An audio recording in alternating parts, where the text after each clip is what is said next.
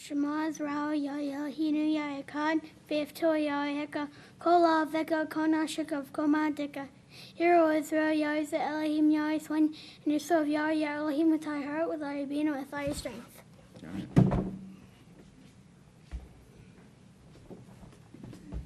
All right, Chag Sameach. It's not Shabbat Shalom because it's not a Shabbat. All right.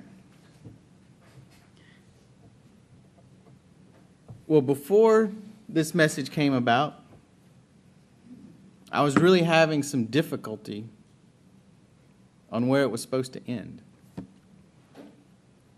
I had a few verses down in my tablet, but where was Yahweh leading me to go with this one? I wasn't sure. And in all honesty, I was looking at the scriptures that I had put down, and I thought, what a depressing set of scriptures. Because that from what was there, I was like, that's a pretty depressing picture.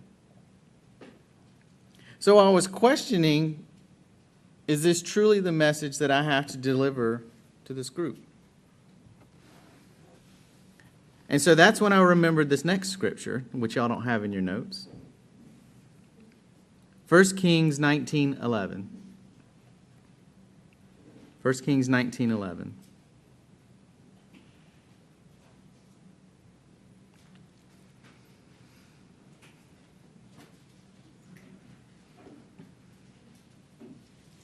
And he said, go out and stand on the mountain before Yahweh, and see Yahweh passed by, and a great and strong wind tearing the mountain and breaking the rocks in pieces before Yahweh. Yahweh was not in the wind. And after the wind, an earthquake. Yahweh was not in the earthquake. And after the earthquake, a fire. Yahweh was not in the fire. And after the fire, a still small voice. So sometimes you got to just turn it all off and sit and think. So that's what I did. I got away from everybody and everything. Turned off all the outside distractions and just sat. So I think Yahweh was leading me to this message.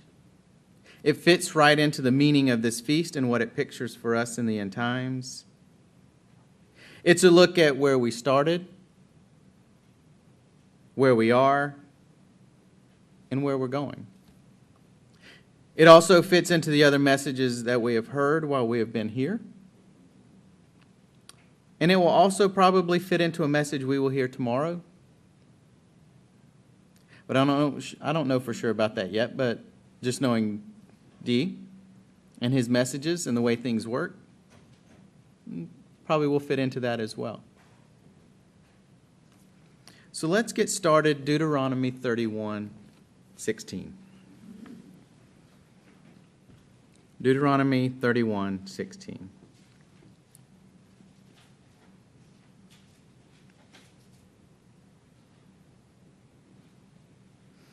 And Yahweh said to Moshe, see, you are about to sleep with your fathers. And this people shall rise and whore after the mighty ones of the strangers of the land, into the midst of which they shall enter, and forsake me, and break my covenant which I have made with them. Then my displeasure shall burn against them in that day, and I shall forsake them, and hide my face from them. And they shall be consumed, and many evils and distresses shall come upon them. And it shall be said in that day, is it not because our Elohim is not in our midst that these evils have come upon us? And I shall certainly hide my face in that day, because of all the evil which they have done, for they shall turn to other mighty ones. So think about that for a minute. Israel was so horrible that Yahweh had to hide his face from them, and by extension, us.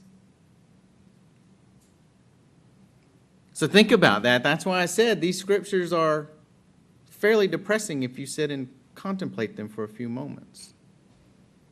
You had a people who was so special that Yahweh literally picked them up out of Egypt and moved them. They saw his cloud. They saw his fire. They heard his voice. Yet that wasn't enough for them. They left his commands and went after worthless things. So much so that not a single person in this room can lay claim to have ever seen Yahweh the way these people did. Let's go to Jeremiah 44:25.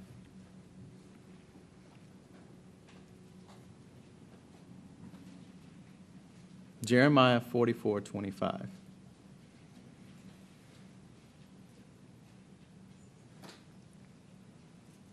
Thus spoke Yahweh of hosts, the Elohim of Israel, saying, You and your wives have spoken with your mouths, and have filled with your hands, saying, We shall perform our vows that we have made to burn incense to the sovereigness of the heavens, and pour out our drink offerings to her. Then confirm your vows and perform your vows. Therefore hear the word of Yahweh, all Yehuda, who are dwelling in the land of Mitzrayim. See, I have sworn by my great name, declares Yahweh, my name shall no longer be called upon by the mouth of any man of Yehuda in all the land of Mitzrayim, saying, as the Master Yahweh lives. Does Israel still have this problem today? Do they call on the name of Yahweh in the land of Israel? Will they even let the name of Yahweh be used at all? Only one time in a year, on the Day of Atonement, the rabbis are allowed to say the name of Yahweh. Think of how often we've been talking to a Jewish person. We say Yahweh, and a look of shock and horror comes upon their face. It's either the look of horror or it's the complete opposite, with a lack of knowledge and lack of recognition that anything was even said in their hearing. So once again, this was one of the first verses I put down, and this is depressing. This goes directly against the command that Yahweh had for his name, and not that it be brought to naught. But he made it that way because of their transgressions. Going on in Jeremiah. See, I am watching over them for evil and not for good. And all the men of Yehuda who are in the land of Mitzrayim shall be consumed by the sword and by scarcity of food until they come to an end. And those who escape the sword, few in number, shall return from the land of Mitzrayim to the land of Yehuda. And all the remnant of Yehuda who came into the land of Mitzrayim shall sojourn there, shall know whose word is established, mine or theirs. And this is the sign to you, declares Yahweh, that I am punishing you in this place, so that you know my words are certainly established against you for evil.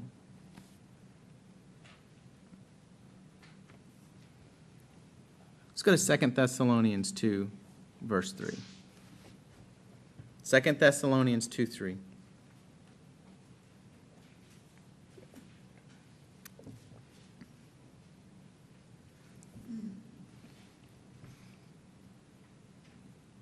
Let no one deceive you in any way, because the falling away is to come first, and the man of lawlessness is to be revealed, the son of destruction.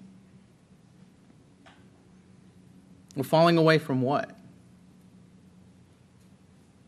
Well, hasn't this been happening for a very, very long time? How many people truly try to follow Yahweh and his commands? How many people truly try to perform his feasts and make his Shabbats Kodesh? There's not very many. And I know we can get into arguments. Some groups want to go about times and things like that. But look at how many people are sitting in this room. And not to be macabre, but if we all disappeared today, do you think the world would blink? How many people would even notice? It's kind of sad to think about that, but that's how few we are. The world wouldn't skip a beat. But Yahweh's called us here to a special place. So let's go to Matthew 24 and verse 3.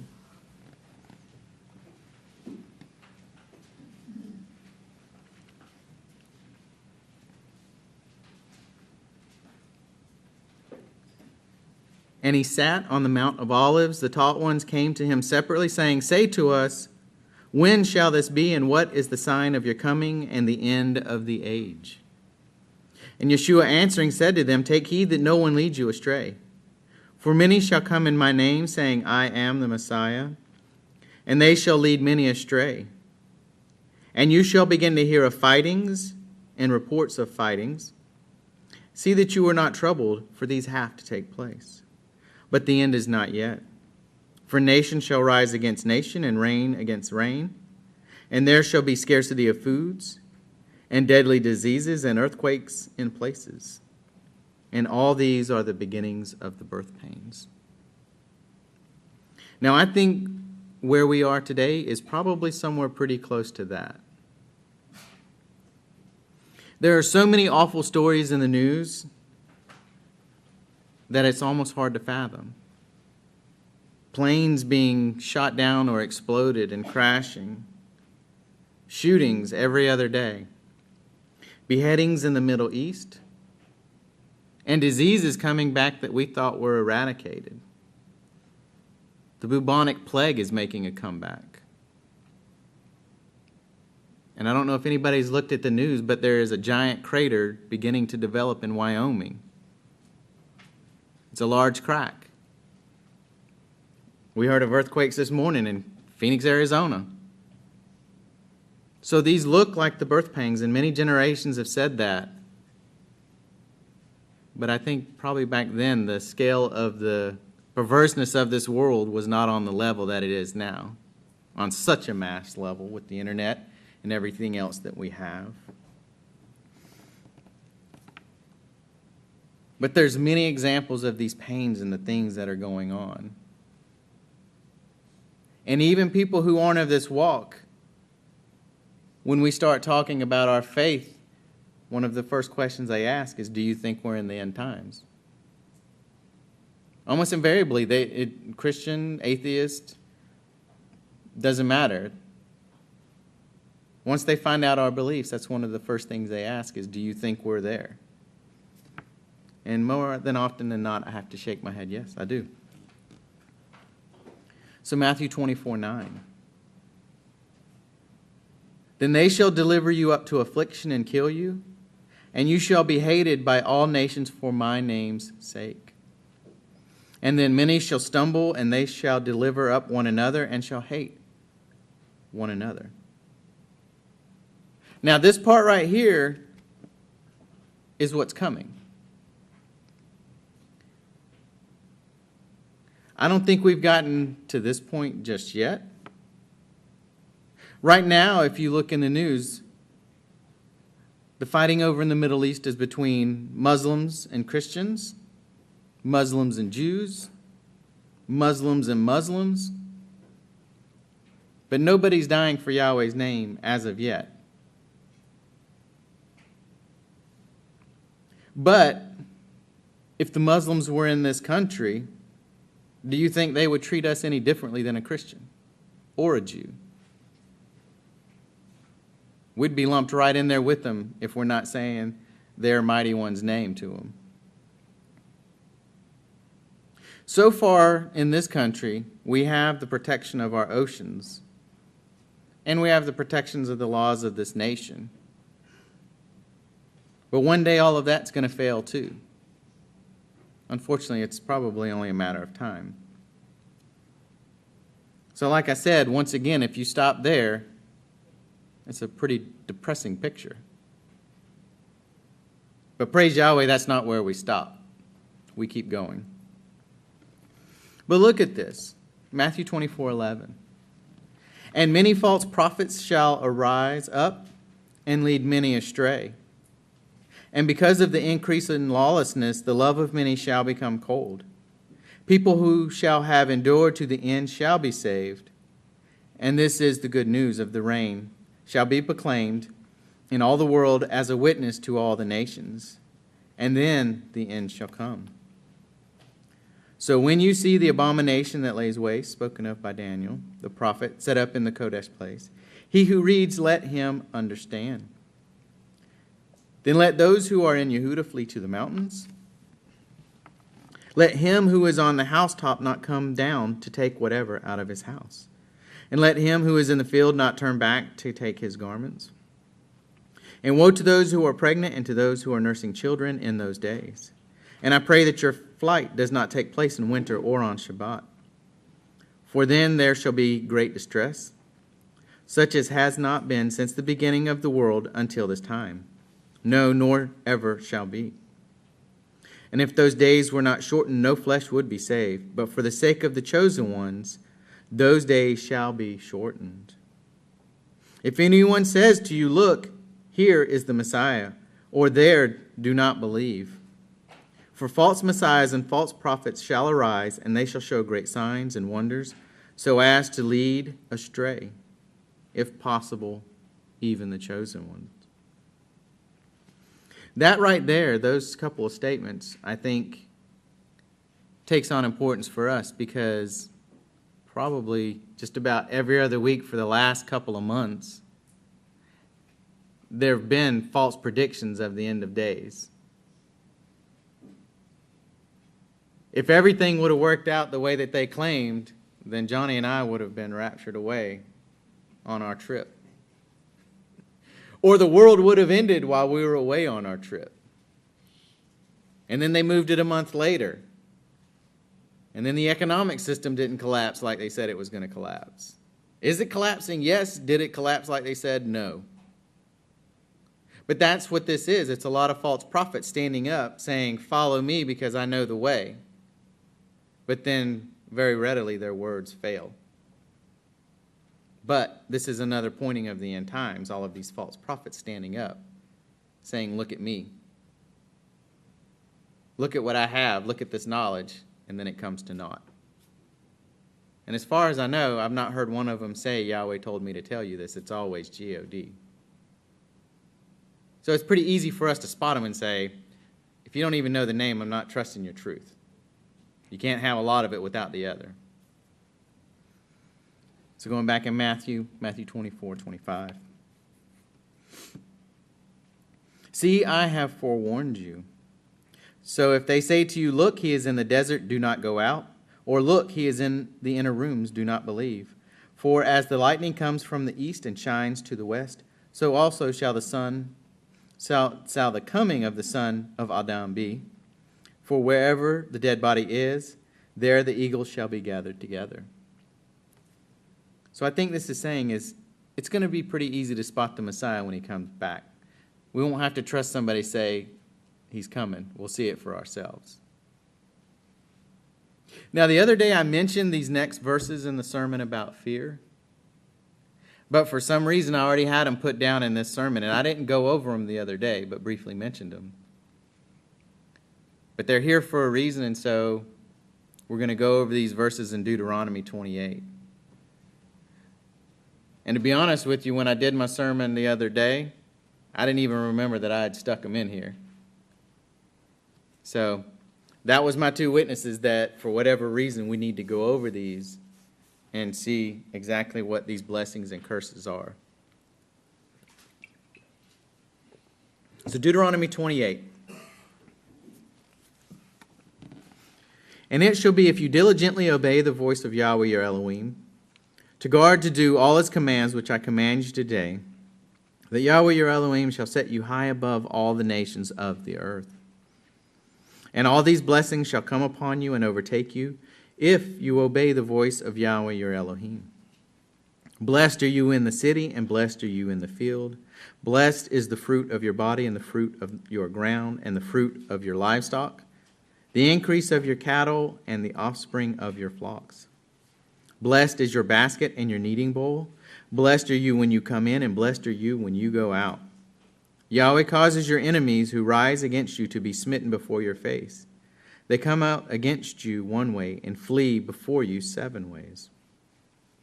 Yahweh commands the blessings on you in your storehouses and in all to which you set your hand, and shall bless you in the land which Yahweh your Elohim is giving you.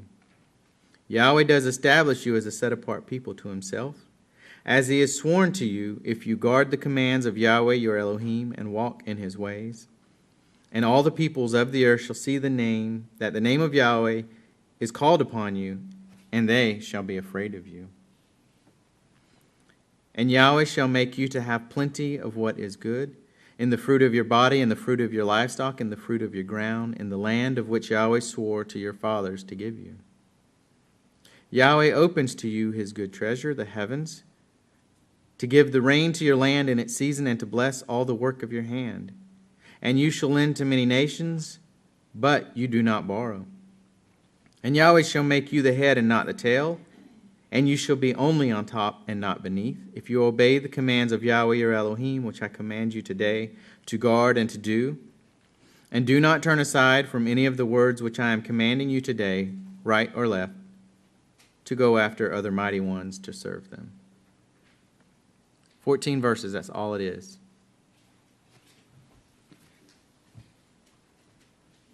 And the very last words, to go after other mighty ones to serve them,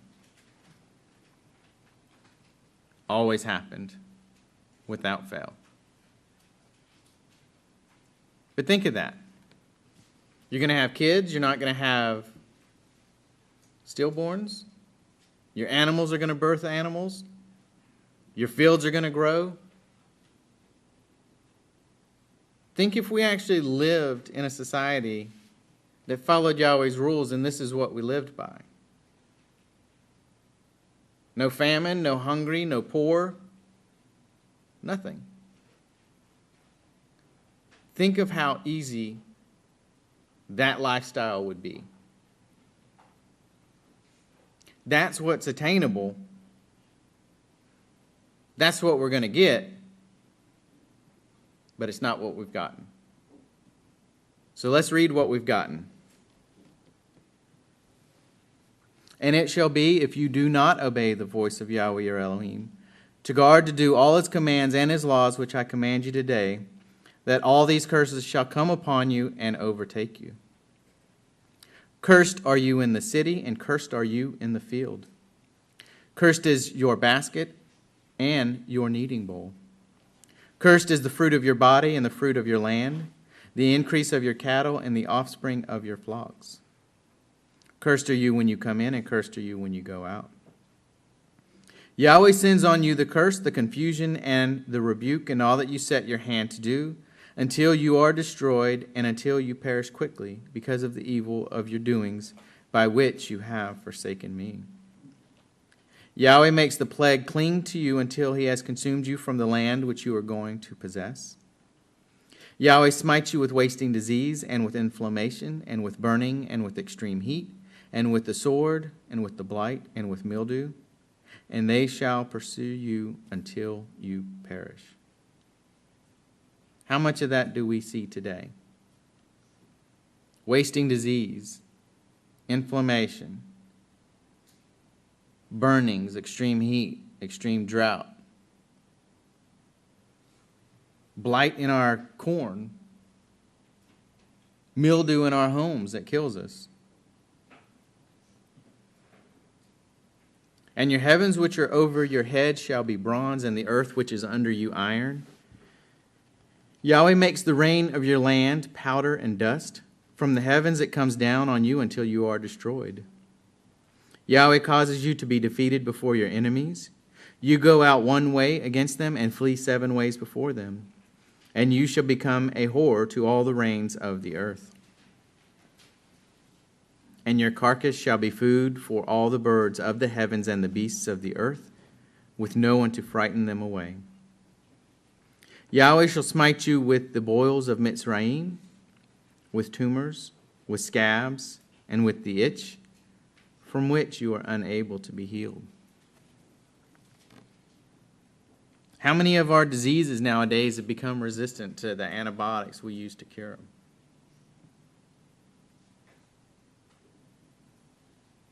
Something crazy that Johnny and I have talked about. Supposedly we have the best health system in the world, right here in this country, but yet we have the highest rates of cancer of any developed country. We're Israel, we're Abraham's seed. These tumors are coming upon us for a reason. We are getting attacked.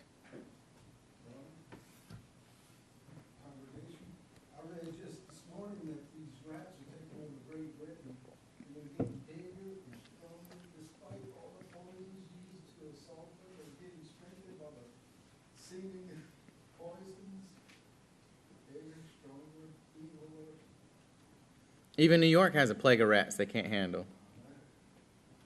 They're under attack from rats. So it's everywhere. Back in Deuteronomy 28. Yahweh shall smite you with madness and blindness and bewilderment of heart. And you shall be groping at noon as a blind man gropes in darkness and not prosper in your ways. And you shall be only oppressed and plundered all the days with no one to save you. You become engaged to a wife, but another man does lie with her. You build a house, but do not dwell in it. You plant a vineyard, but do not use its fruit. Your ox is slaughtered before your eyes, but you do not eat of it. Your donkey is violently taken from before you, and it is not given back to you. Your sheep are given to your enemies with no one to save them. Your sons and daughters are given to another people, and your eyes look and fail for them all day long, and your hand powerless.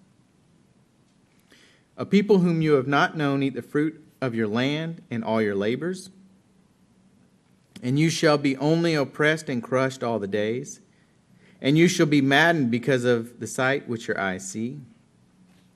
Yahweh smites you in the knees and on the legs with evil boils, which you are unable to be healed, and from the sole of your foot to the top of your head. Yahweh brings you and the sovereign whom you set over you to a nation which neither you nor your fathers have known, and there you shall serve other mighty ones, wood and stone. Thus you shall become an astonishment, a proverb, and a mockery among all the peoples to which Yahweh drives you. You take much seed out into the field, but gather little in, for the locust consumes it. You plant vineyards and shall labor, but you neither drink of the wine nor gather, for the worm eats it. You have olive trees in all your borders, but you do not anoint with oil, for your olives drop off. You bring forth sons and daughters, but they are not with you, for they go into captivity. Locusts possess all your trees and the fruit of your ground. The sojourner who is among you rises higher and higher above you, but you come down lower and lower. He lends to you, but you do not lend to him. He is the head and you are the tail. And all these curses shall come upon you, and they shall pursue you and overtake you until you are destroyed, because you did not obey the voice of Yahweh your Elohim to guard his commands and his laws, which he commanded you. And they shall be upon you for a sign and for a wonder, and on your seed forever. Because you did not serve Yahweh your Elohim with joy and gladness of heart for all the plenty. You shall serve your enemies whom Yahweh sends against you in hunger and in thirst and in nakedness and in need of all. And he shall put a yoke of iron on your neck until he has destroyed you. Yahweh brings a nation against you from afar, from the end of the earth, as swift as the eagle flies. A nation whose language you shall not understand, a fierce-looking nation which shows no regard for the elderly, nor show favor to the young. And they shall eat the fruit of your livestock and the fruit of your land until you are destroyed. They leave you no new grain, nor new wine, nor oil, nor the increase of your cattle, or the offspring of your flocks, until they have destroyed you. And they shall besiege you at all your gates till you are high and until your high and fenced walls, in which you are trusting come down in all your land. And they shall besiege you at all your gates, in all your land which Yahweh your Elohim has given you. And you shall eat the fruit of your own body, the flesh of your sons and your daughters, whom Yahweh your Elohim has given you, in the siege and distress in which your enemies distress you. And do we all remember the story in Scripture about that? So that has happened, but I think it's coming again.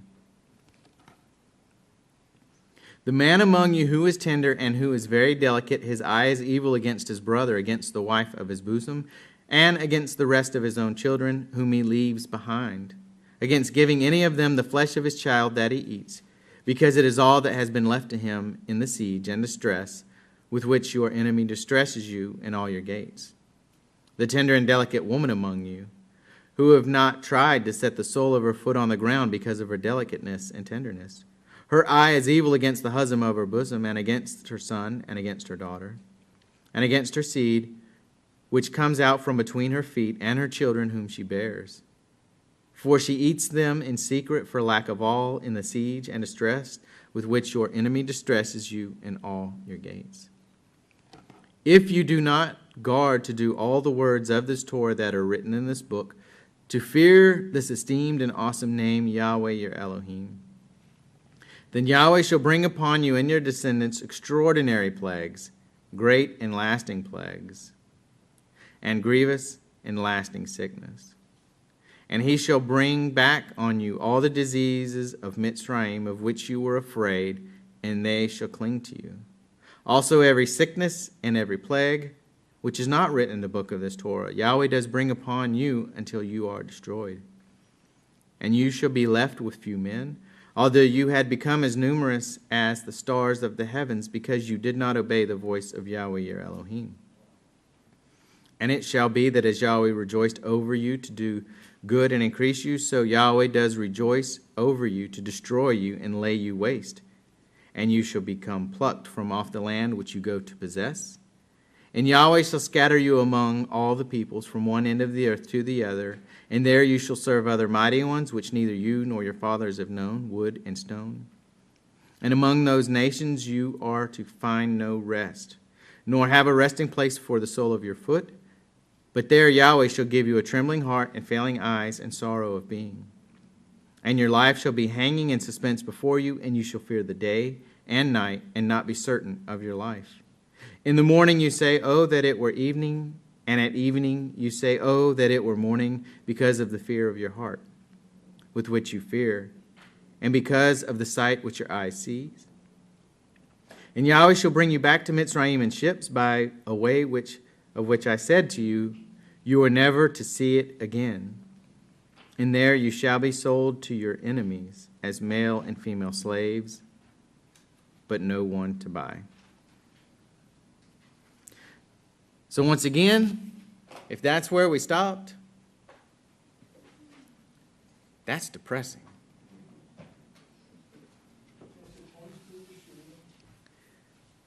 But remember that just 15 short verses of blessings, that's where we're supposed to be. That's where Yahweh's called us to be. But there's also some other verses that are throughout these scriptures that make us realize why all the pain and suffering has to happen. And then also that it will be worth it in the end to get through these times. Let's go to Isaiah 57. Isaiah 57:14.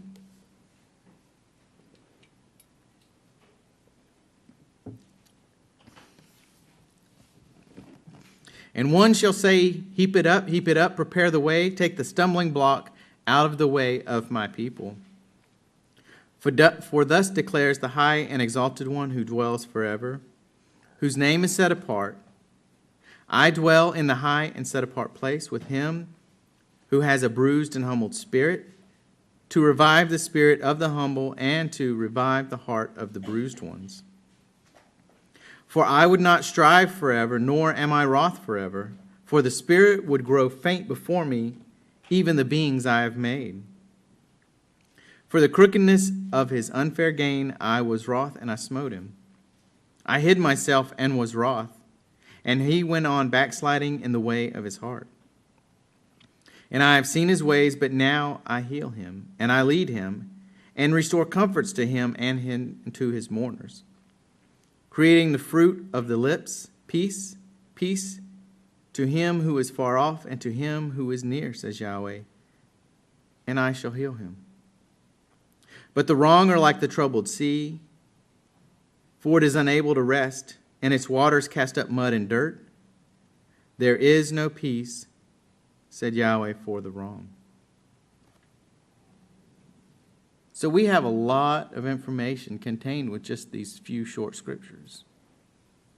We see Yahweh, we see Yahshua, we see the healing upon us, the peoples who have walked away from Yahweh and are returning to him and his watching over of us.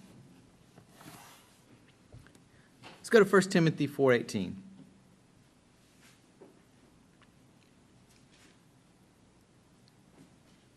First Timothy 4:18. Or 2 Timothy. Yep, 2 Timothy.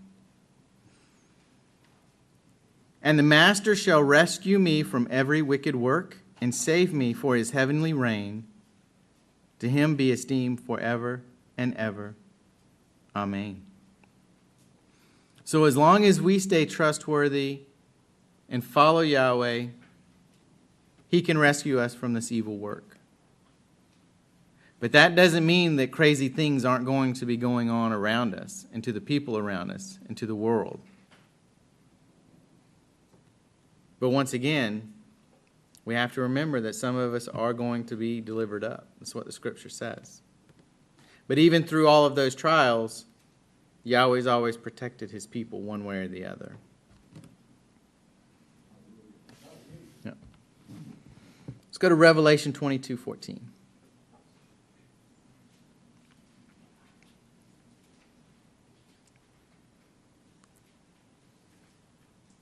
Five. Oh, did I add something in? Oh, yeah, I was skipping. Yep, Revelation 22:5.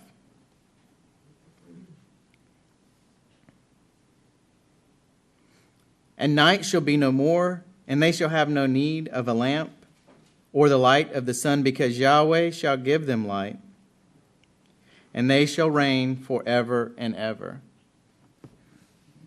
So that's the ultimate goal. The very final end, when Yahweh actually comes back to this earth, and we reign with him forever and ever. But how do we get to that point? That's where we'll go down to verse 14. This tells us how we get there. Revelation 22:14. Blessed are those doing his commands, so that the authority shall be theirs unto the tree of life, and to enter through the gates into the city. So that's it, doing the commands, doing what Yahweh asks us. That's why we're here at this feast. We're doing what Yahweh asks us. And that's how we continue along this walk to get to this place where we reign with Yahweh and Yahshua forever. And we get access to this tree of life. And then let's back it up a couple chapters. We're going to go to Revelation 19 and verse 6.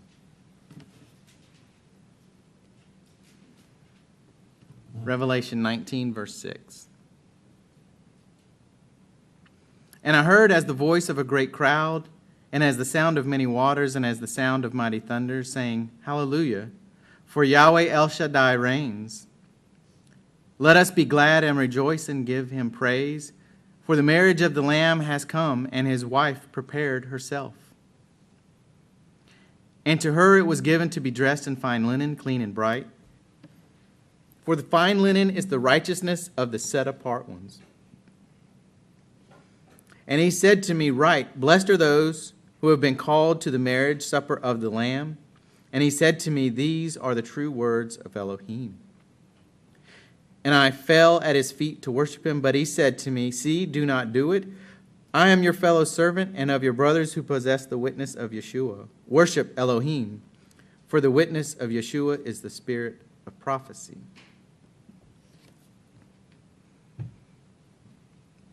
So that's how we gain acceptance into this marriage and to be considered to be a bride of Yahweh, to be righteous. Well, as a reminder, there's a definition of sin in Scripture, and what is it? Lawlessness. So if sin is lawlessness, righteousness is keeping the laws and keeping the commands. So let's go to Revelation 20. And we're going to start off in verse 1. And this is also kind of a reminder of what we saw earlier in this feast as well. Revelation 20 and verse 1. And I saw a messenger coming down from the heaven, having the key to the pit of the deep and a great chain in his hand. And he seized the dragon, the serpent of old, who is the devil and Hasatan, and bound him for 1,000 years. And he threw him into the pit of the deep and shut him up, and set a seal on him, so that he should lead the nations no more astray until the 1,000 years were ended. And after that he has to be released for a little while. And I saw thrones, and they sat on them, and judgment was given to them. And the lives of those who had been beheaded because of the witness they bore to Yahshua, and because of the word of Elohim, and who did not worship the beast nor his image, and did not receive his mark upon their foreheads or upon their hands. And they lived and reigned with Messiah for 1,000 years. And the rest of the dead did not come to life until the 1,000 years were ended. This is the first resurrection. Blessed and set apart is the one having part in the first resurrection. The second death possesses no authority over these, but they shall be priests of Elohim and of Messiah, and shall reign with him 1,000 years. So let's remember that this feast is a marker of that shalom and that completeness. This is a time that we remember the love that Yahweh has for us. To focus on the resurrections that are coming, and then also as our place as first fruit priest to Yahweh within that kingdom that is coming, that is marked by this feast. So may Yahweh bless you, and may Yahweh guard you, and may Yahweh make his face to shine upon you.